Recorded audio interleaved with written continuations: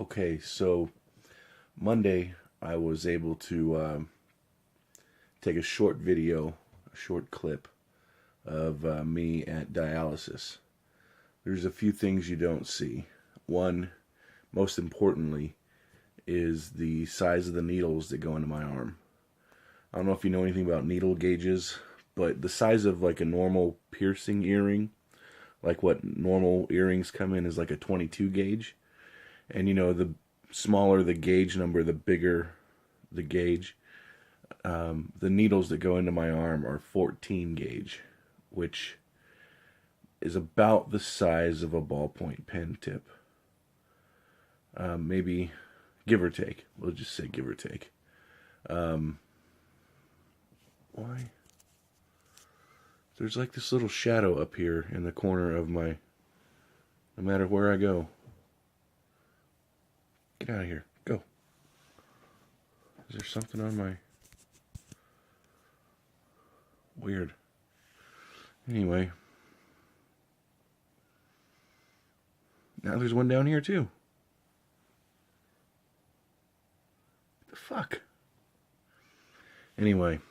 So, the second thing is on my other arm. The one that I'm using to film that is a blood pressure cuff that goes off approximately once every 15 minutes.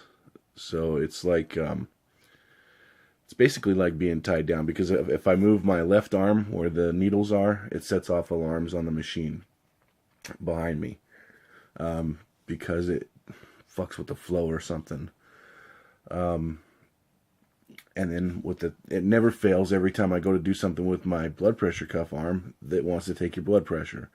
So naturally, I go to move, and it starts to tighten up, it starts to air up. It's an automatic thing, and so it's really like being strapped down to a chair. I fucking hate it.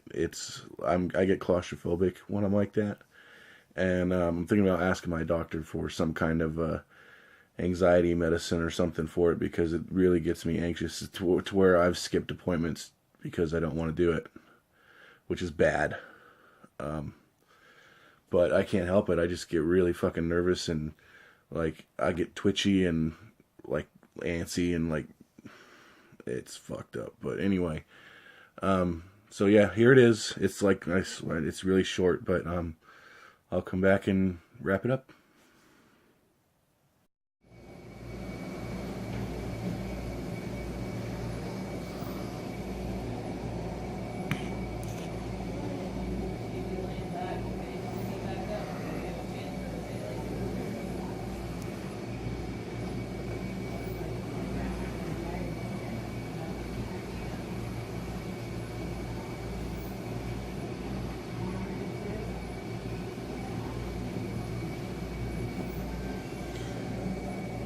So, 4 hours and 15 minutes of this.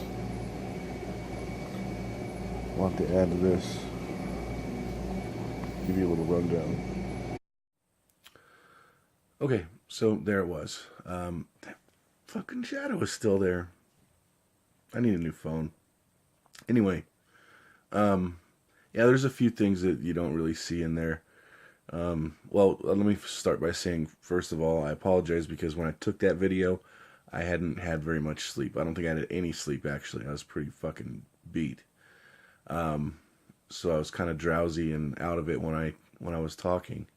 But basically what happens is I go in at 11:25 is when I'm supposed to be in the waiting room.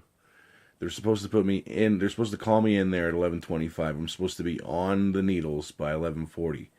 That never happens. I mean, it's happened once, and it was because I raised shit about it.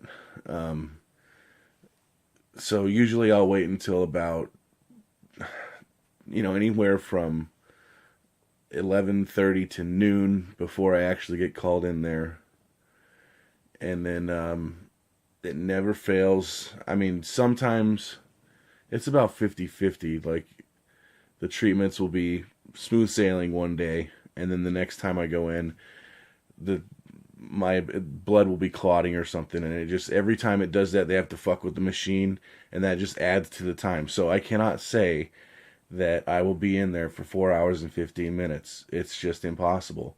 I always say count on it being 5 hours from 11:25 till whenever, because you never know.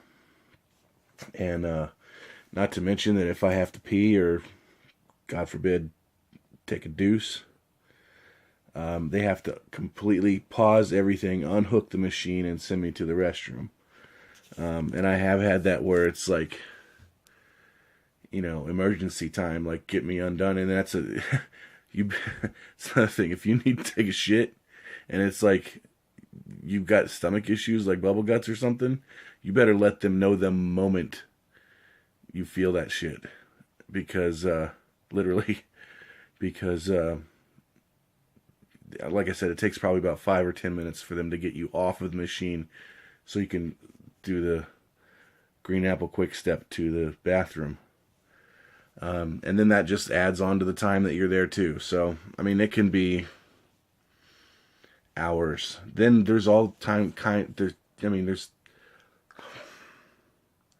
there's times when they're having equipment malfunctions, or there's a couple of times where their water system has gone down because those machines are all in the same central cooling water system, and that's gone down before. Yeah, and then if they're short staffed today, then you ain't getting out of there in 4 hours and 15 minutes. I'll tell you that for sure. For show. So anyway, yeah, that's it. Oh, hope you liked my cool new overalls I was wearing in that, because I dig them. And I'll be wearing those again in probably a lot of videos you'll see, because I really like them. Except they're a pain in the ass to get on. For fat guys, it's not easy to put on overalls. But that's about it. So, the only good thing about that shit is you're in a recliner.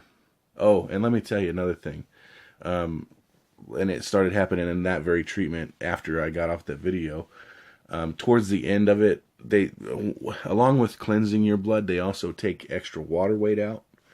And sometimes they'll take too much, or they'll take it off too fast.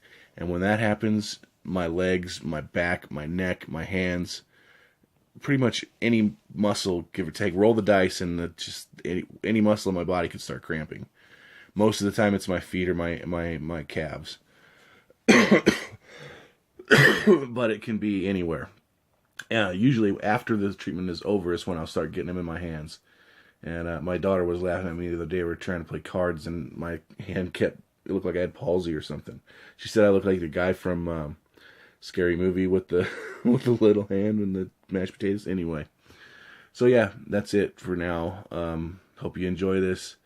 This is just one day, and this is just one thing that you have to go through. I mean, every few months, I'm actually due to go in to have it. I call it roto-rooted. They basically go in and they stick a balloon in my graft.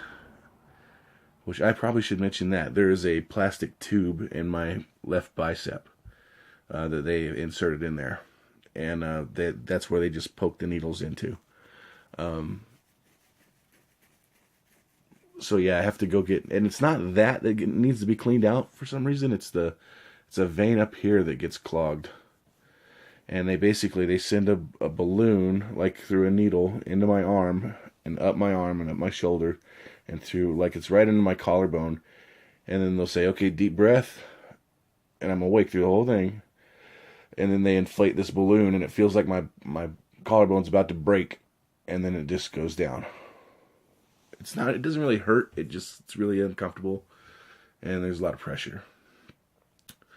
But, so yeah, I'm actually due to have that done here. I was supposed to go last week, but I found out my grandmother passed away and didn't go. So, anyway, yeah, that's about it for now.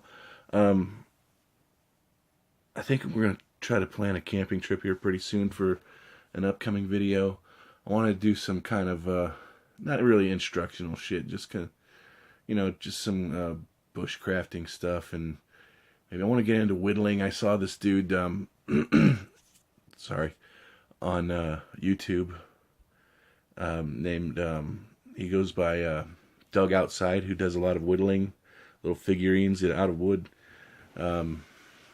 Check him out. Check out his channel. Subscribe to him. He's really cool. He's Canadian, but he's all right. Also, I've been watching a lot of.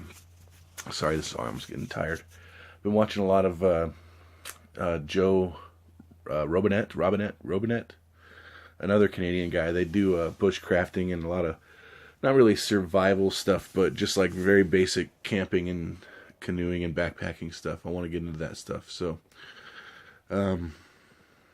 yeah, him, and then Sean. I think his name is Sean Evans.